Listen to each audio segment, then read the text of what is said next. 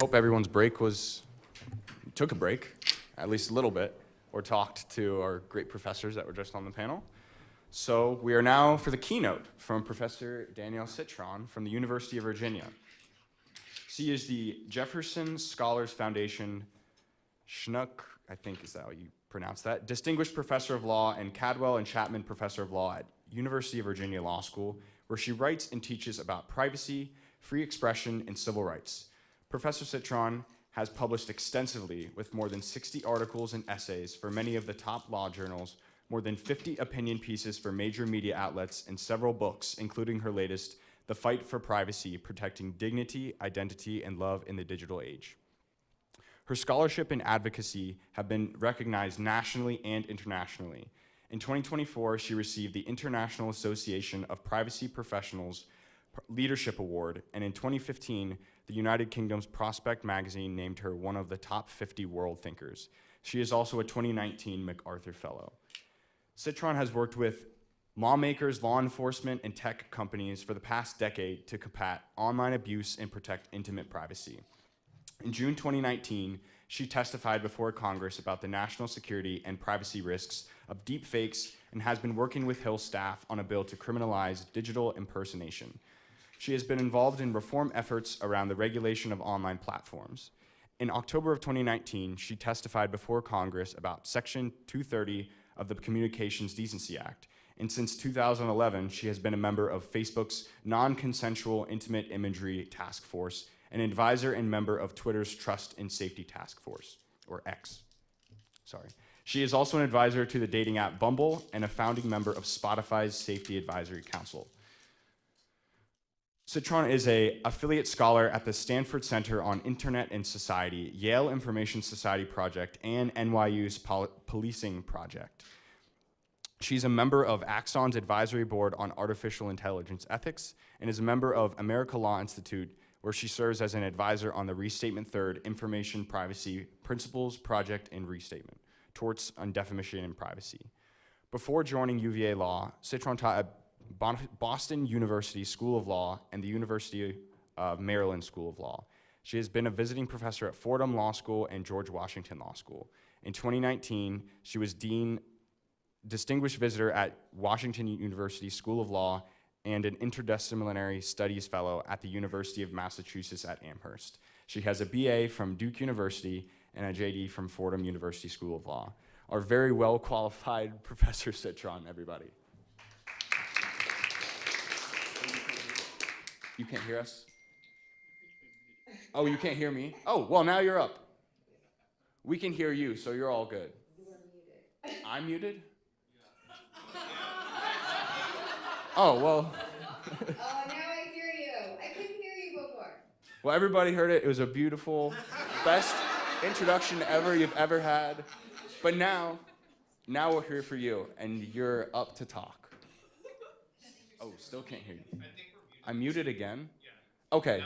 Now you're up. Okay. Sorry, we have everything squared away for you, and we're ready for you to talk. Thank you. Golly, so I'm sure you gave a really lovely introduction, and I just didn't hear it, and you know what? That's all for the better. Oh, perfect. I have 50 witnesses. I have no doubt that it was incredibly kind and generous, so I'm going to go with that, right? Thank you so much for having me and for allowing me to join by Zoom. I really had hoped to be with you in person, and I'm sad I'm missing being out together, being there with one another, with all my friends. So, of course, this symposium, so I really enjoyed the first panel. It was great to listen in, and it was really encouraging. We know that, of course, technology is we make it, right? We use it. It's human all the way down. And so these technologies, of course, can be used for ill, but also for good. And I love when Rebecca talked about the hopeful possibilities, because I live so in the dark side that it was incredibly lovely to have some hope about the ways in which some of these digital technologies can be democracy enhancing. I'm going to talk about how network technologies have been used to target individuals, to chill democratic engagement, and disrupt the political process. And of course, I'm a law professor, so I'm going to consider the role of law, I haven't entirely given up. I realize that was the last colloquy of the conversation of the last panel, but also the role of markets, which now I'm less cynical, but I'm much more cynical about than I was in the last 15 years, in securing the sort of preconditions for engagement in our politics and for addressing online abuse. So let me just begin by describing, when I use the concept of online abuse, what I'm talking about. It is often a perfect storm. So we target specific individuals with continuous, ongoing abuse that's targeted at them, and it's often a perfect storm of threats, defamatory lies, and privacy violations that appear both online and in direct communications. Research has shown that over the last decade that we've been able, when I first started writing about online abuse in 2007, we had scant statistics. And so often, folks would say to me, "You're making a mountain out of a molehill." But now we know through empirical research that women and minorities are disproportionately targeted for such abuse. And as I've explored in my work, and as we've seen, and as researchers have explored, that abuse is often sexually threatening, and it's often demeaning in a sexualized, gendered, sort of racist, homophobic way. So it's not just threats, though. We can imagine all sorts of threats, but it's often rape threats or threats of anal rape. It's not just any old defamation, though. Defamation comes in many forms, but it's often you target someone with false claims that they have sexually transmitted infections, they're available for sex, they're prostitutes. So impersonation suggesting they're interested in rape fantasies and often providing their home addresses. And privacy violations most often include the posting of real or hyper-realistic manufactured nude images. Often we refer to as deepfake sex videos or images. And so let's just go through how this impacts the democratic process. Like, who's being targeted that I think is worth surfacing. So female politicians around the globe face relentless online abuse. And so one prominent figure for our politics is Representative Alexandra Ocasio-Cortez. She's talked about this. Quite frankly, she receives tweets from men telling her they want to kill her in every which way. And it's a daily occurrence. It's often a deluge, depending on the news. Her face has been morphed into porn via deepfake technology. So we also see this. We saw this in the 2020 presidential campaign with now Vice President Harris's face being morphed into porn. There is no doubt if you go to Mr. Deepfakes, I'm going to prevent you from doing it. Like, don't give them advertising money. But if you go, there will be deepfakes of our vice president there, deepfake sex videos. So female politicians, right? Journalists covering elections face destructive abuse. So just to pick a few examples, Julia Yaffe, she profiled Melania Trump in the GQ magazine in 2016. And some perceived it as critical. So posters attacked her with anti-Semitic and misogynist threats, as well as like other forms of abuse and defamation. And she kept covering the election, but it wasn't without really serious costs that we're going to explore. During the 2020 presidential campaign, the New York Times journalist Nicole Perlroth wrote about the Russian Internet Research Agency's effort to suppress turnout in Black communities during the 2016 election. And when she did that, Russia Today attacked Perlroth as racist and stupid. And of course, what then followed was a cyber mob on Twitter and other sort of fringe American outlets attacking Perlroth. Threats, again, doxing, threats, and defamation. Okay, and this playbook, right, it's of course pro-Kremlin trolls attack journalists, like Finnish journalists from all around the globe, but it's not just, of course, pro-Kremlin trolls doing this, and US citizens, domestic, it's foreign or domestic, right? Cyber mobs. I'm going to talk a bit about the Modi regime.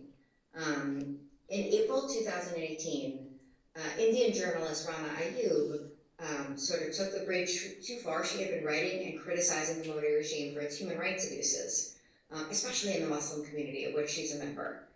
But she went on BBC. And apparently that was a bridge too far, because the next day, a source who she had spoken to within the Modi regime sent her a text that warned her that a storm was coming. And moments later, her phone began blowing up with alerts. And what she found was, on her Twitter feed, circulating, was a deep fake video of her engaged in a sex act in which she never engaged. Right? So her face, this is 2018, so it's like not as sophisticated and hyper-realistic as it is today, though when we sat together and I interviewed her for my book, Fight for Privacy, it was her. Big eyes, beautiful, like, that was Rana engaged in that sex act, but of course it wasn't. And this, so for months, she faced rape and death threats. She was doxxed. She received sort of emails and texts, sort of demanding sex. People put up fake ads suggesting that she was available for sex. At the time, she was in her early 30s. She basically had to escape into her parents' house and didn't leave for 6 months for fear of physical violence. Okay, so that's sort of the inputs of democracy, our journalists, right? Our female politicians, and now our researchers. So election disinformation researchers have been targeted. I'm going to take an example from the United States. So Nina Jankowicz, she's been studying and writing about online disinformation and gendered abuse for nearly a decade. And in April 2022, the Biden administration announced that she was going to lead a new group in the Department of Homeland Security called the Disinformation Governance Board. Now, it wasn't a beautifully named board, right? It was really an intra-agency group that was going to coordinate sort of counter speech responses to disinformation. But she was immediately targeted by abuse, and it starts at a very high level, right? So she, though, and as she explained to me, she had experienced cyber gender harassment, and she wrote a whole book about the experience, but what she experienced in the spring of 2020 was like nothing that she'd ever experienced before. And some politicians lit the flame. Representative Jim Jordan went on the Sean Hannity's show on Fox and accused Jankowicz of spreading disinformation and of wanting to be the nation's chief censor.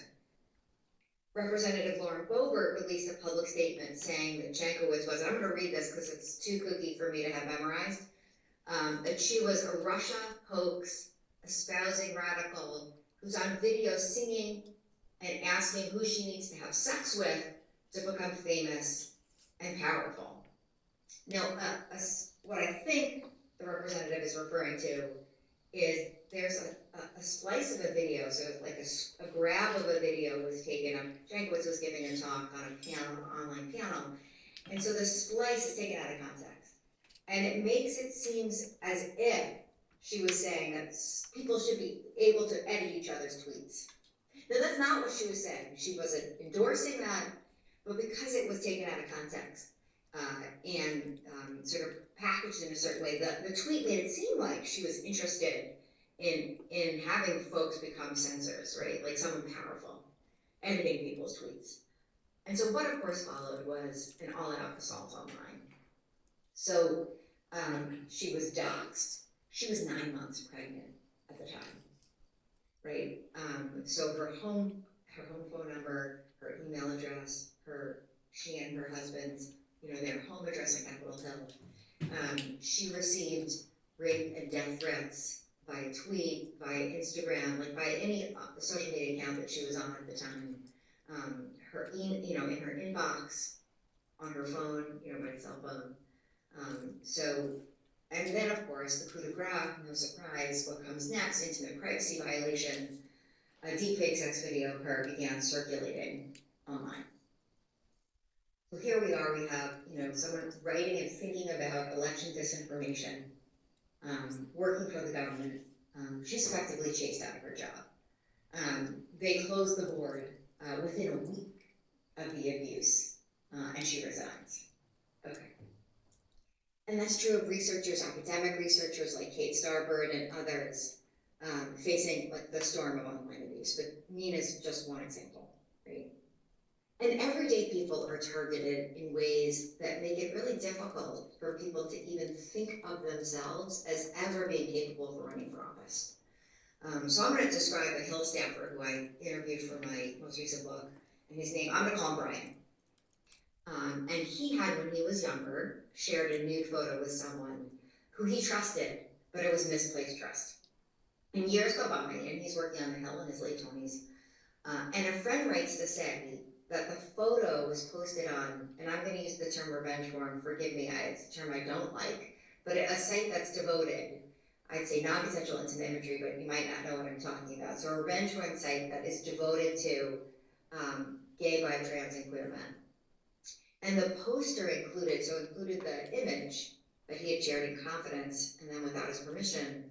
The poster included his name and his cell phone number and solicited what people thought and where they could find him. And what followed was like threads, it's like a bullet, it's like, if you don't want to look at the site, trust me. But if you look at it, it's like the threads that then follow are where he went to college, where he lives, like some more details about his work schedule, like his Grindr account. It's like a tsunami, a building tsunami of public inspection and humiliation and shame and fear for him, right? Because here it is tracking where he lives and works. Okay. So online abuse, of course, is tremendously costly in all sorts of ways and profound ways that my work has explored, right? And I, in my work, often focus on the privacy, what I call intimate privacy, the privacy of our bodies, our health, our innermost thoughts, our sexual activities, our gender, sexual orientation, and our close relationships. And in that way, when you violate someone's intimate privacy, post their nude photo without their permission, you expose them and exhibit their identity in a way that you give them one that's not theirs. Of course, it has a profound impact on self-esteem, right? It impacts your sense of your ability, like autonomy, right? It changes how you see yourself because you see yourself through other people's eyes as just like an object. And it produces profound fear and anxiety, and of course the risk of physical harm. But I'm going to focus on our remarks because this is a conference about kind of political inputs, right, and free expression in and around elections and democratic discourse. The way in which online abuse changes victims' willingness to express themselves, and it alters what they are willing to say. So research has shown that women are statistically more chilled in their speech when they're targeted with online abuse. And I can tell you sort of anecdotally, in all of my work, victims shut down their social media profiles, they retreat from online engagement, right? They withdraw. And a study, and this bring it to politics, a study conducted in 2019 found that in studying female Finnish cabinet members, that they received a disproportionate amount of sexually explicit, racist, and sexually threatening tweets. And when they're surveyed, those members explained that the abuse changed the way they talked about the issues, and it made them hesitant to take positions if it might unleash sort of a cavalcade of abuse, right? So it altered not only it not only created a chilling effect in the sense of like the unwillingness to speak, but conformity, right? It shaped how they spoke and what they were willing to take positions on. So just to go back to our examples of the books I talked about at the beginning, clearly the goal of the Modi regime was to silence Rana Ayyub, and it did, right? She did not leave her home or write for 6 months because we're talking about a very patriarchal and society that views any woman who's seen in pornography as unacceptable. Rana Ayyub has not written for an Indian outlet since. She is amazing. She writes for the Washington Post in its global opinions. But since this incident, she has not been able to have a platform in her own country. So silencing, indeed it did, right? New York Times reporter Nicole Burrock said of her own experience that there's no clear way to respond to the abuse except silence. Jankowicz shut down her social media accounts for months and months. and she was terrified to leave her home. She, at the height of the attack, she was 9 months pregnant, right? So she felt more terror than one can imagine, but terror to speak, because what would happen, she feared, if she tried to even try to address some of this abuse. She was, of all people, she wants to counter disinformation, doesn't want to censor, but she couldn't come out publicly and talk about her own, what she wanted and her own views. Like, counter speech was not available to her. So, like, I'm thinking of what Rebecca was saying about counter speech is like a folly sometimes, and it is, particularly when it comes to online views. Brian, our Hill staffer, he told me he had always wanted to go into politics, but he felt like the option was no longer available to him, right? The idea that his photo had already been weaponized. If he wanted to run for office, we saw what happened with the delegate the woman who was running for office in Virginia, when a video of her and her husband having sex surfaced. Like, she, no chance, no how, she did not win Susanna Gibson. And Brian, if I could talk to him today, I'm sure would tell me, like, his hesitancy. We talked and I interviewed him in 2020, but I imagine the hesitancy would remain, right? So here we are, we're at a conference, we're law professors, we're law students, we're practitioners, right? So the question is, like, what can law do, right? I'm going to use Jankowicz's experience to help us, like, sort through a bit about, where law can intervene. So let's take first criminal law. We have federal and state cyberstalking laws and threat laws that certainly could be invoked against attackers, the perpetrators, the posters. The problem is, as is often the case, it's a combination of social attitudes and limited resources, right? So law enforcement, so often the case when I talk to victims of intimate privacy violations and cyberstalking, online abuse, the answer to them when they go to law enforcement, local, state, city, feds, and it's particularly at the state and local level, is turn your computer off, ignore it, come on, boys being boys, like, just don't let it bother you. As if one could shut down a device in some way that sounds so 2001 or 2. You know what I mean? Like, without any conception of the way in which, and perhaps even 2004 or 5, like, the way in which internet is, network devices are with us all the time, right? And so Jankowicz was told that there's nothing could be done, even though there were laws on the books with regard to state cyber stalking, harassment, and threats. She was told the best advice that folks said they could give her was that she should move from her home. Now, she was 9 months pregnant and set to give birth to her child, so she wasn't moving and couldn't possibly move, right? The other problem too, and this is something that, in studying cyber stalking is so often the case, is that she was attacked by a swarm, right? So when you go to law enforcement, it looks like, and maybe it's the illusion of large numbers, but it looks like hundreds of people. And it's really hard to say to law enforcement, help me, right? Go after the hundreds of people. And so often with law enforcement, their response is like, they're really good at street crimes, like, ordinary face-to-face, could be sophisticated even, like bank robberies, right?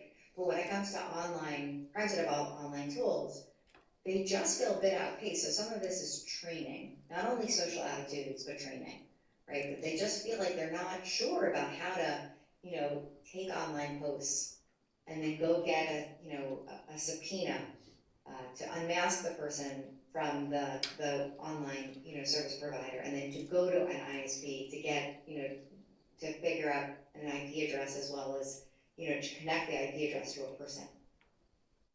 So it's just a matter of, like, a lack of training and resources, as well as, of course, some of those social attitudes that we can't fix. We've been trying to fix. It's like, what do they say? Gender norms are so hard to excavate from all of us, right? No matter your, gender. So that's just law enforcement's response was, we can't help you, right? So let's consider the legal responsibility of sites hosting the deepfake sex videos and the doxing, right? Home address and phone number. And of course, sadly, the spoiler alert is there is none. But we might, I certainly argue the best way to minimize this an easy proposition to defend, but the best way to minimize the harm would be to get those deepfake sex videos and contact information taken down.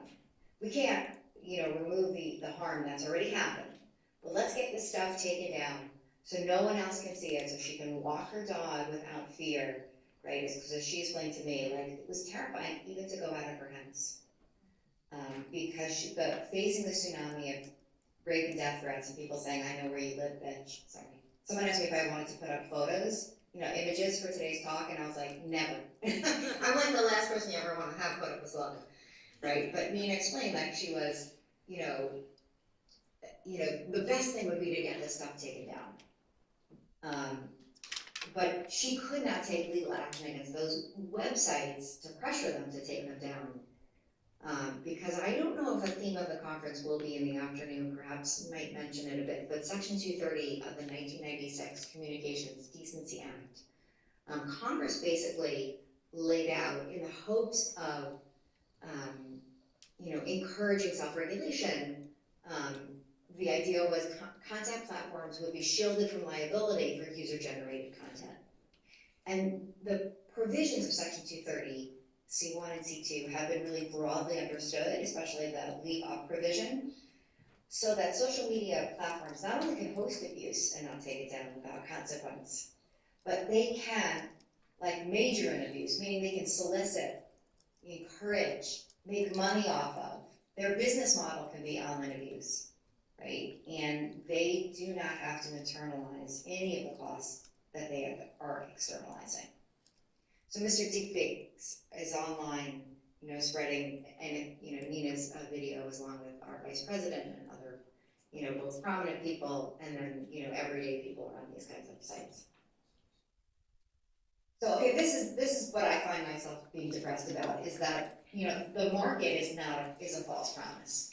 So I've been working with social media companies, or have been since 2009, and what I can tell you is that advocates, both myself and Dr. Marianne Franks, my partner in the Cyber Civil Rights Initiative, over time, we were able to persuade companies to prohibit cyber stalking, threats, non-consensual intimate imagery, and deepfakes. And that was in 2015 and then in 2019. And the only reason, and I've been working with them since 2009, and people working in trust and safety were increasingly hired, increasingly understood. It was very hard to get the C-suite to buy in because it would take money off the table, right? Because abuse is negative and novel. People are going to click on it, like it, and share it, right? The incentives are not there to take it down.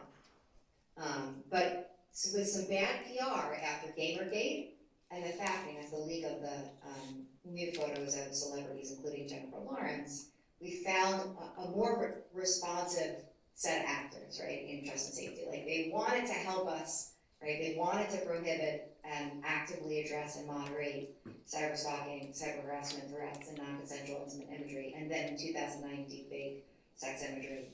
And we found a ready audience once there was really bad PR, right? And, think about what happens when, live, I forgot what we call it, Facebook Live. When Facebook Live goes, it starts, Mark Zuckerberg is waxing on about how fabulous this is. We'll have a visceral, we'll experience Facebook viscerally. What happens next is that there are rapes are streamed on live, right? And his response was, oh, we'll hire 3,000 content moderators. We're gonna just do better. We're not gonna disable, we're not gonna disable this, even though it is clearly being used for bad, and we can't moderate it live because it's happening simultaneously, right? So he throws moderators at it, which doesn't solve the problem. But worse now, this is why I'm sad, is that once Elon Musk buys Twitter, I can't call it X, I have such problems with X, but once it becomes X, the literal 2 weeks after, he buys X, I was on the Trust and Safety Council, we were supposed to meet. Now, all of us were please, don't attack us, was our first thought, because one of us had resigned kind of noisily, and she got attacked. So, of course, the hour before we're supposed to meet, we're fired, which I'm not to say working for free was awesome. Thank you for firing me from a job in which I'm not getting paid, right? So But what then follows is the total disassembly of content moderation at Twitter, right? All the people we worked with, they decreased staffing and their capacity to carry out content moderation to prevent misinformation, hate speech, and online abuse. I'm just quoting something. And we've seen, and this is where this is create like a permission structure to just fire everybody. Trust and safety. Trust and safety is now a service. It's not. It's hardly in house, except for folks like Spotify. Meta, like I gave a talk about my book Fight for Privacy in April at Twitch. People I was working with at Twitch were working at Twitch, and then 2 weeks later they weren't. Like they just fired everybody in trust and safety. And the reason why they had me come talk about deepfake imagery is because they had an incident with one of their streamers. And then once X kind of gave permission for everyone to get rid of trust and safety in-house, they did, right? And the depressing news is that self-regulation is just not working, right? So we need law to free us to speak, right? So we talk a little bit about laws, its expressive role, right? We know law is our teacher. It tells us what behavior is wrongful. It sends crucial messages, of course, also not only to defendants and to potential perpetrators, right? It shapes behavior, it deters, but it also sends crucial messages to victims. And when law protects victims of online abuse, it tells them that law sees them. It tells them that they matter. It says that law can help them if they're stalked, if they're threatened, if they face intimate privacy violations. And studies have shown, and this is John Penny, someone I've written with, he's both a social scientist as well as a law professor in Canada, and he did a study in which he showed that laws curtailing online abuse impact people's willingness to speak. His empirical work showed that cyber harassment laws have a positive impact on people's online speech, especially women, and that cyber harassment laws enable people who have faced online abuse to trust that they can come and speak online, right? That they don't have to stay, they don't have to shutter all of their online accounts. That law, and especially if platforms will help them, right, it will free them to speak. So what John Penny and social scientist Alexa Shore and I have done over the last 2 years is to study the impact of legal and platform-based measures to address online abuse and crucially intimate privacy violations, including deepfakes and deepfake sex imageries. And what we found that when study participants were made aware of both laws, legal and platform-based commitments to tackle online abuse and intimate privacy violations, those participants said that they would be more likely to engage online rather than just completely retreating, because they trust law and companies to protect them, so long as they actually protected them, right? And this was particularly true of participants who were women and people from marginalized groups, and particularly people who had experienced online abuse in the past. So what this research at least suggests to us that legal measures that incentivize content platforms to address online abuse can result in more speech, right, not less. So what would reform and what might it look like? So I'm just going to take 2 areas that I've been working on. And the first is Section 230 reform.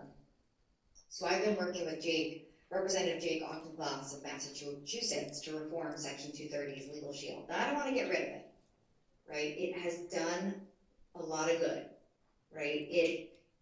In saying we're not going to provide, we're not going to remove your immunity if you take down content in good faith, that's Section 230C2, and we're going to enable you to enjoy the legal shield if you leave up speech posted by somebody else, right? It has done good, right?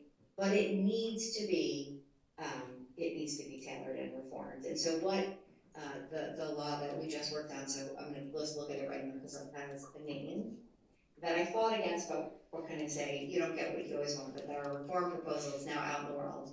It has bipartisan support. It's called, or a Republican co-sponsored, Intimate Privacy Protection Act. But what it does is it requires that sites, in order to earn the legal shield for leaving out content, that you have a duty of care to address cyberstalking, intimate privacy violations, and deepfakery involving nudity.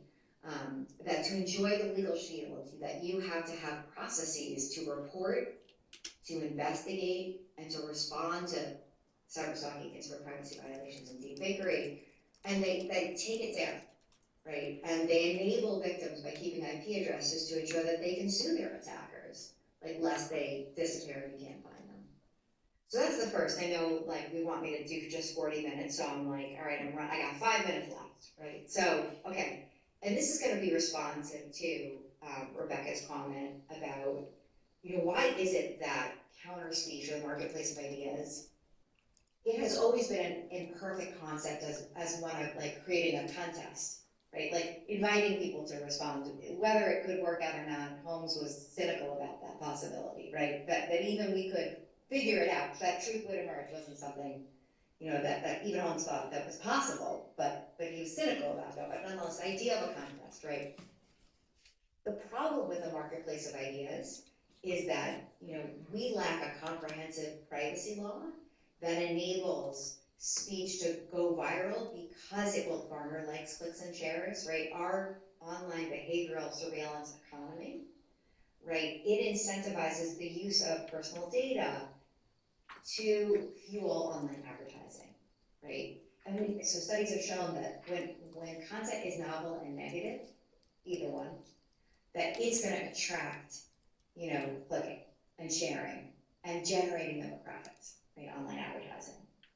And so because the amassing of personal data enables and fuels that process, right? What happens is that the incentive is to amplify abuse, right? That because it's a moneymaker, right? So so not only do we need Section 230 reform, we need a comprehensive federal strong privacy bill, right? That minimizes the data that's collected and stored, right? That prevents the sale of intimate data, that curtails the use, not non-legitimate uses, right? That not for the reason why it was collected in the first place. Like, we need a comprehensive data privacy law to even begin to have our marketplace of ideas kind of work. I'm not suggesting that it would not be a cure-all, but the privacy protections, I think, would really help contribute along with Section 230 reform for a law to meet us in this moment. So I'm gonna stop 3 minutes early. Andrew, you're a doll, just so you know. I couldn't even hear the nice, I'm sure you said lovely things, but thank you for being so kind and letting me join everyone by Zoom. And I hope to be with you. So thank you, and I look forward to your questions.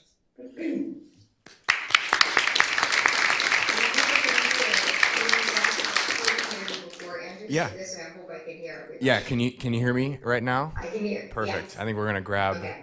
from Mike from the back. But does anyone have any questions? Professor Rosenblatt. Would you like to just come up here and ask your question real quick? Yeah. She's very good at asking questions, so this would be a good one. I have no doubt. So Danielle, it's good to see you. We go way back virtually, even if not in person so much. So just for everybody here to know, this is not a new conversation I'm about to start. But it's a tiny bit of background that you may know, but other people here don't. I have a public-facing persona that is not as a law professor, but is an advocate for fans and fandom. And in that capacity, I'm the general counsel for a website called the Archive of Our Own. And in that capacity, I have experienced the kind of abuse that you describe. Not the worst forces of it, not the worst forms of it. I'm quite grateful. But just a little over a year ago, I said something optimistic about artificial intelligence. How dare I do that? Right? And what I got in response was doxing and death threats, and a storm of abuse and specifically professional threats that could harm my reputation as an academic. And yet, I am still a 230 advocate. Right? And so my question is about how we go about making rules that that cabin 230. Is it even possible to go about making rules that cabin 230 in ways that don't silence engagement? And so here's my sort of description of this. Sorry, I'm taking a long time to ask, but I figure I get, as advisor, the ability to do that. So my concern is that anything that cabins 230 sort of promotes a remove first or filter first and ask questions later approach. And this is very likely to be used against those who might engage in controversial conversations. And I'm thinking particularly here about racial minorities connecting with each other, trans and queer youth connecting with each other, people who want to share images of their transitions and that sort of thing, right? So, so taking down controversial engagement or being fearing that if you don't take down controversial engagement, will silence the speech of people who mean well, but also want immunity. On the other hand, we know that non-consensual intimate imagery is terrifying and awful and definitely silences speech. And you don't even need to go all the way to NCII to silence speech. I will tell you right now, I don't make public statements about AI anymore, even though I have opinions, because I know that I know what I can face. Fortunately, I was doxxed right before I moved, but it was like it was a complete coincidence, right? So is there a way to address non-consensual intimate imagery that doesn't strip 230 of its benefits? Thank you so much for your thoughtful question and for sharing your experience, because I think it does help us appreciate that you know the true costs, right, personally, of online abuse, and yet still, here you are very worried about any tailoring, right, of Section 230. And I think when we think about the overall costs, so often not in view, as around 230 are the costs, right? The externalization, what that immunity does, right, is ensure that sites do not have to internalize the negative externalities that they cause, and the life-changing way in which it destroys people's lives, right? It not only silences them, that's like the least of it, right? That is not to belittle what we're doing here, but it can cause physical, it can result in real forms of not only stalking but rape, right? It can absolutely destroy reputation and make someone utterly unemployable, right? So yes, not only can't they speak and they're silenced, but they can't even get a new job, right? They're afraid to go out of their homes. They totally change the way they look, because then they're not, so many victims have explained to me, they're not recognizable, right?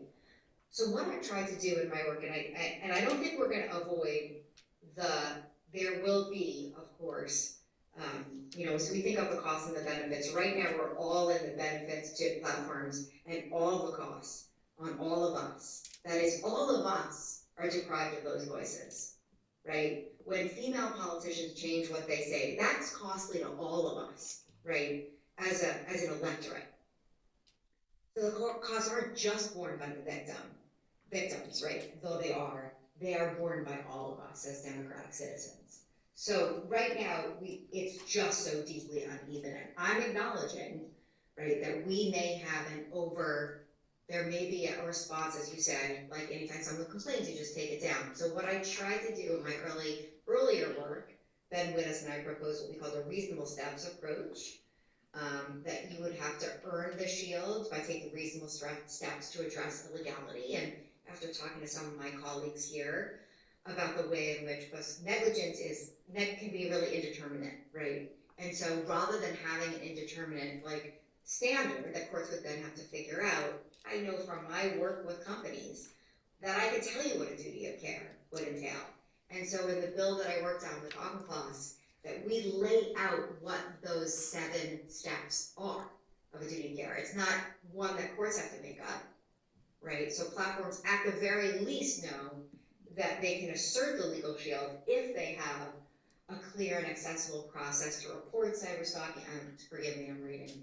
A process to investigate each report, a process to remove within 24 hours. You won't like this. Information the provider knows. I don't love 24 hours either, but you gotta negotiate. Or has reason to know constitutes cyberstalking, intimate privacy violation, or digital forgery, etc. Like minimum data logging. That is, I prescribe the 7 steps because the fear is too big a standard would mean we just take everything in, right? But what I am comfortable with is that if this ensures that we have less cyberstalking, less intimate privacy violation, yes, less deepfake sex imagery, that's a win, right? And this removal of the legal shield does not mean and will not result in strict liability, right? It just means that like any other, like a newspaper that comes out in print, not online, right? They've got to face defamation liability, right? And it does change their behavior. And yes, we have actual malice to shape how we deal with publisher liability, right? And the same is true for you walk in a store, you slip and fall. Like there's not some legal shield, right? And so what I want us to do is reset, right? And ensure that we can move these content platforms into the 21st century, right? And the response often to me is, well, what about the startups?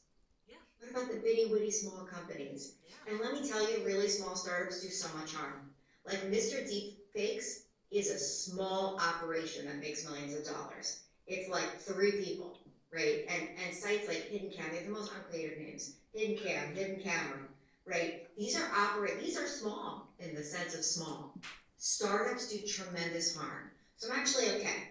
You're gonna get in the business of amassing intimate data, right? You can't be irresponsible. We say the same thing to a small company is not going to be in the business of amassing plutonium. It's dangerous, right? Like amassing massive amounts of intimate data and showing intimate images are dangerous and destroys lives. So I'm actually okay with that. Thank you. Any other questions we have from the audience? Oh, come on, friends. If I was in person, you would so have questions because I would be looking at you and smiling and you would be like, Yes, we have. Have I shamed one of my law professor friends into asking me a question? No, we got some. No, students. Okay. Okay.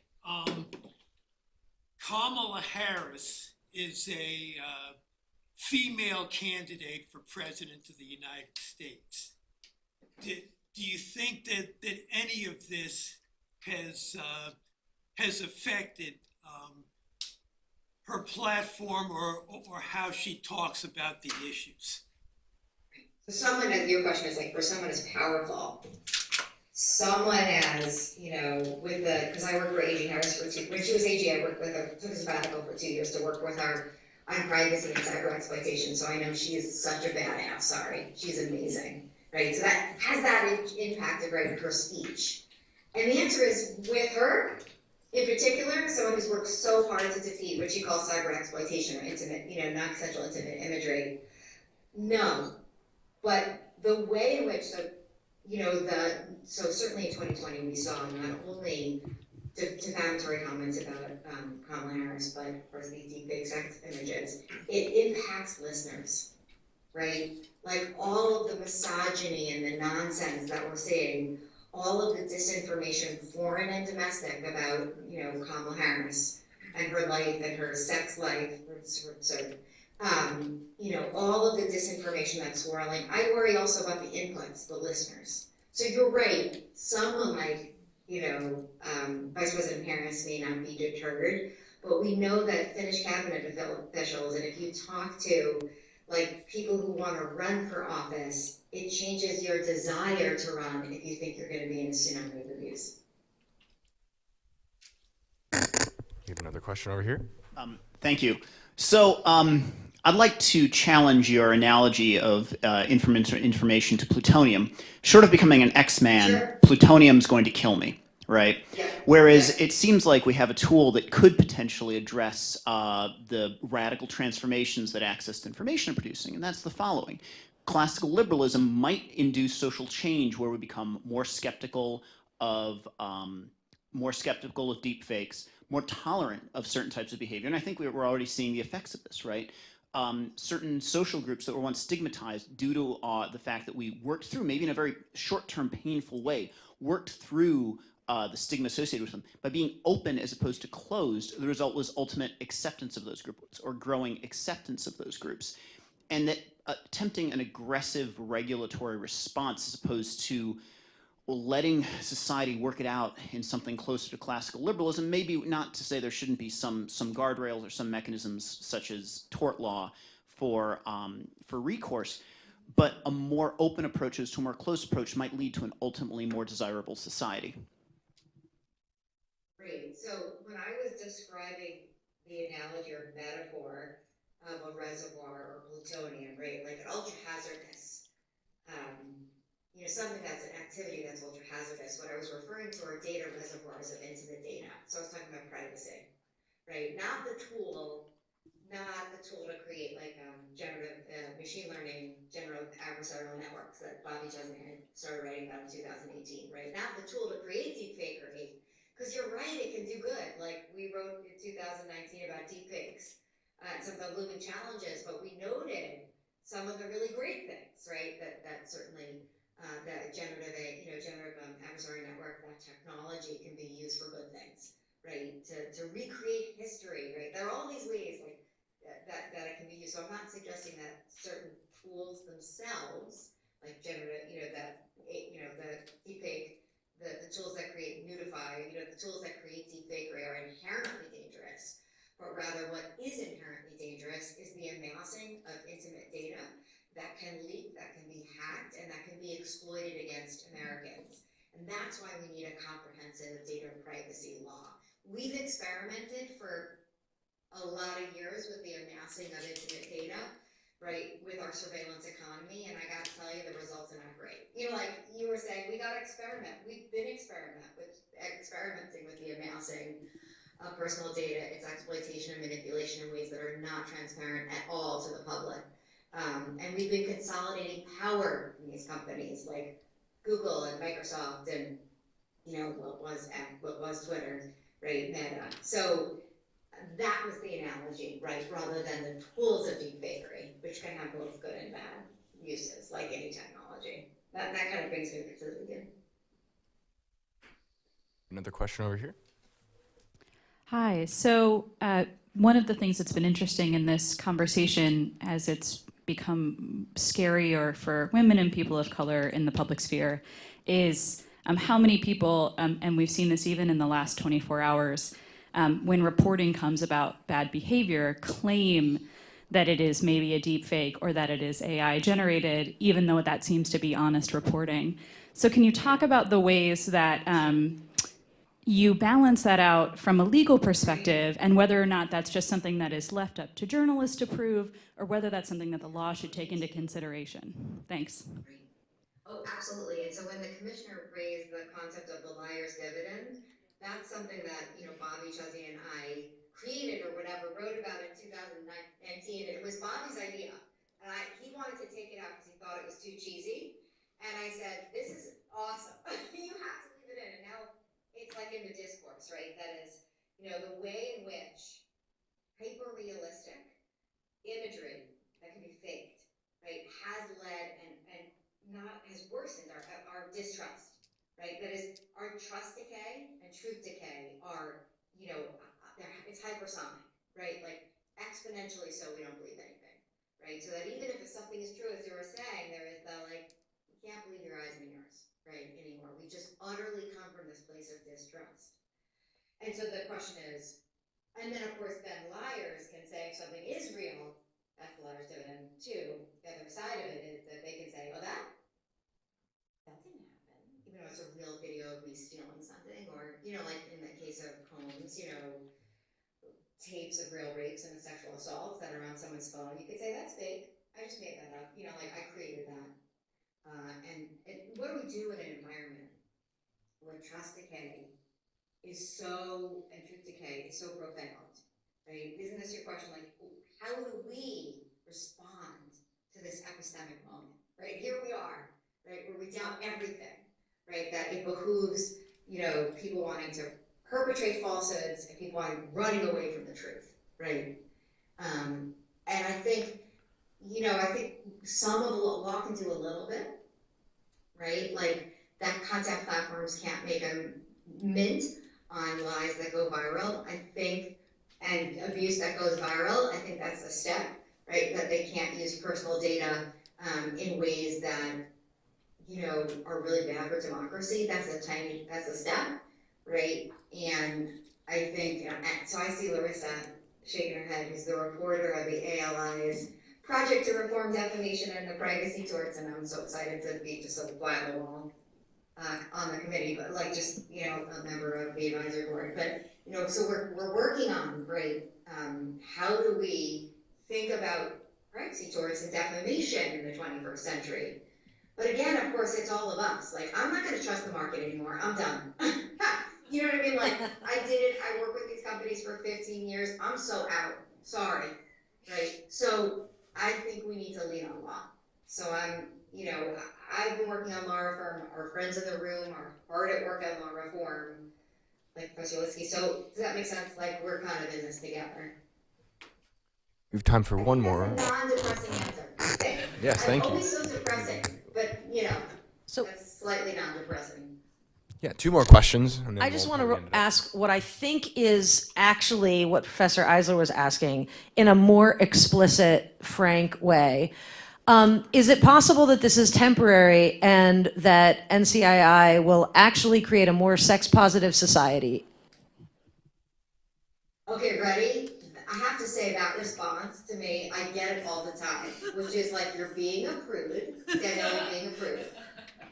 And the response is that one of the really core values of privacy, one, not the only, right, is our ability to create our own identities and autonomy, right? And if I want to share my nude body with everyone, God bless, right, that should be up to me. And there's also, I think, something really important that Sartre writes about in Being in Nothingness. And he talks about two concepts, one which is pure shame, and the other is being ashamed, right? And he says, being ashamed is the peeping Tom who gets caught. Like there's a rustle on the stairs and someone peering into like a keyhole, right? When they turn red in the face, they're ashamed because they've done something wrong, right? They violated someone's privacy, right? But what happens to the person inside of the room who's seen naked and undressing without permission, what happens to that person is the experience of pure shame, right? Of being seen, right, without clothing is being turned into an object, right?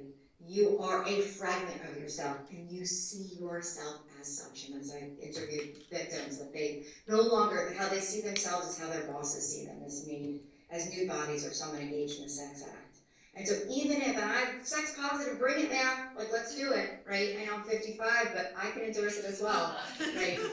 That, A, it should be up to me to decide, right? And B, crucially, the human experience of pure shame is real, right? So I don't want to be seen as a fragment, I want to be a whole person. One last question right here in the middle. So thank you for illuminating the horrors of this reality, however difficult they may be to hear.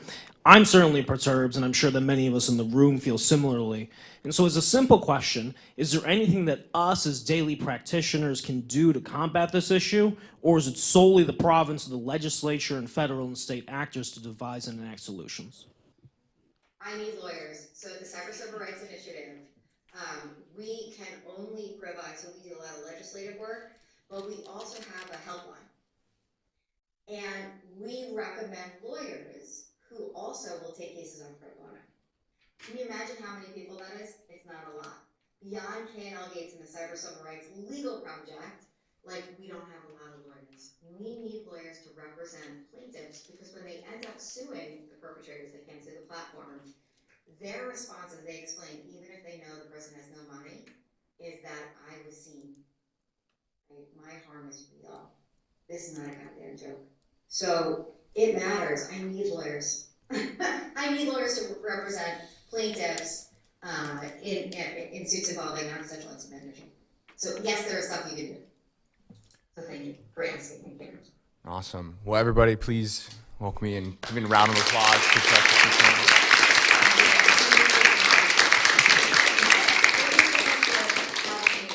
And Andrew, thank you so much. I appreciate you. Thank you. We're gonna head to the lunch break now. It's 12:30. We'll be back here at 1:15 for our second panel, and the lunches should be out there right in the back behind the door. And if anyone has any questions, come down. Again, bathrooms, drinks. I think if you want to sit outside, there's tables. Should be nice still. But we'll see everybody back here at 1:15.